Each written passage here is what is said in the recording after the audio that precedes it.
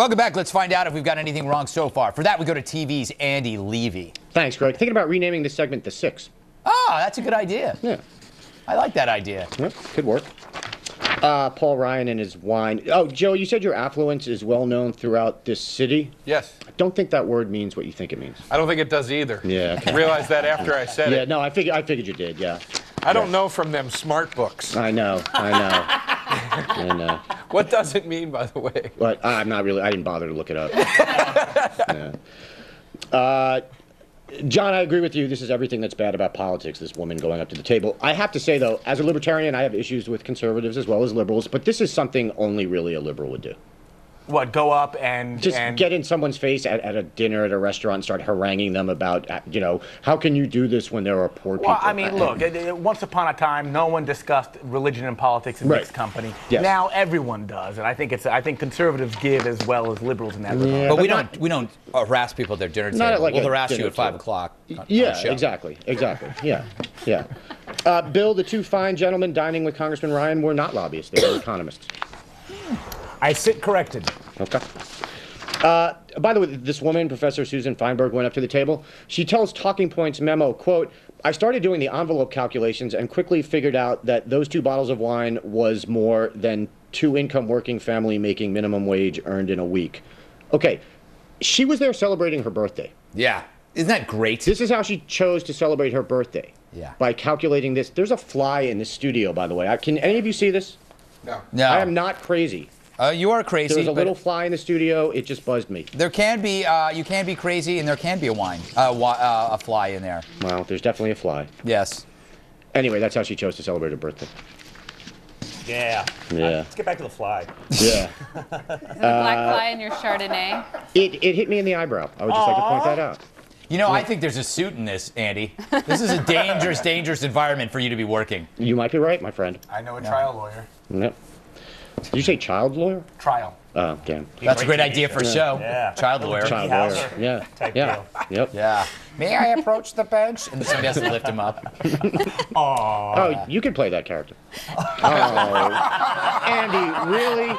Really, Andy, you're going to go there? Really? Really, Yes. Andy? Really? Oh, he's unbuttoning himself. God. Hack.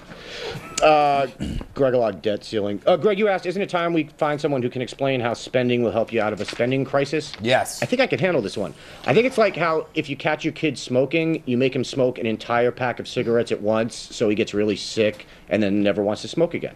That's how it works? When you just give people a bunch of money and they go out and spend it, and that makes them tired of spending? I think, well, or the kid dies, but either way, he's learned a valuable lesson. That is true. So I think it's the same thing. If you spend all your money now, you'll learn never to spend again. Yes. Yeah. All right. Joe, nice job bringing up the fact that you have an iPad. Yeah, thank you, Andy. Yeah, that's well played. Well, I'm an affluent man. That's well played. You are. You are. Well, actually, between that and your 50-inch plasma screen TV, maybe you are an affluent man. Or maybe just a shut-in. Is there a difference? Not really.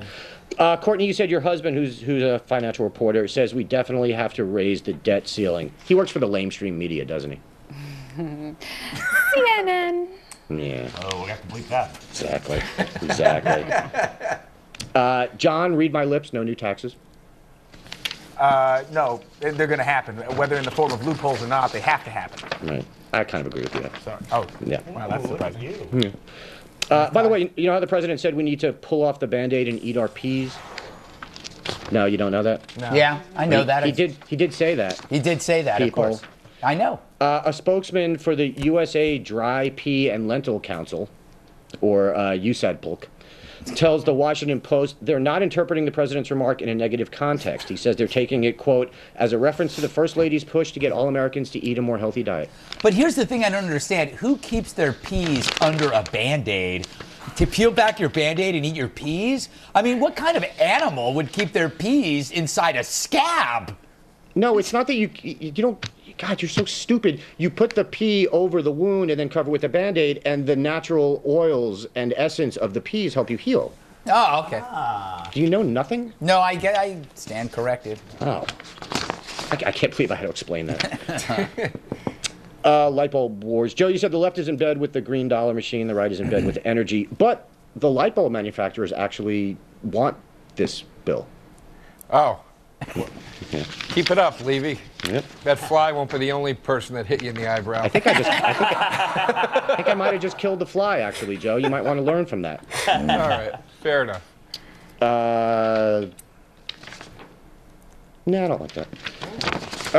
Mila Kunis agrees to go to Marine Corps ball. Courtney, you said you don't think Kunis is going to end up going. But doesn't she have to? Well, Fox 411 will be all over it. No, Fox 4-on-1. Not an answer, Courtney. Yeah.